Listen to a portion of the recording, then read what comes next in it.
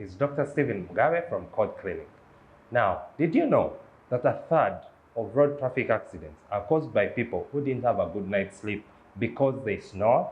Yes, snoring is not normal, and there's a dental solution to it.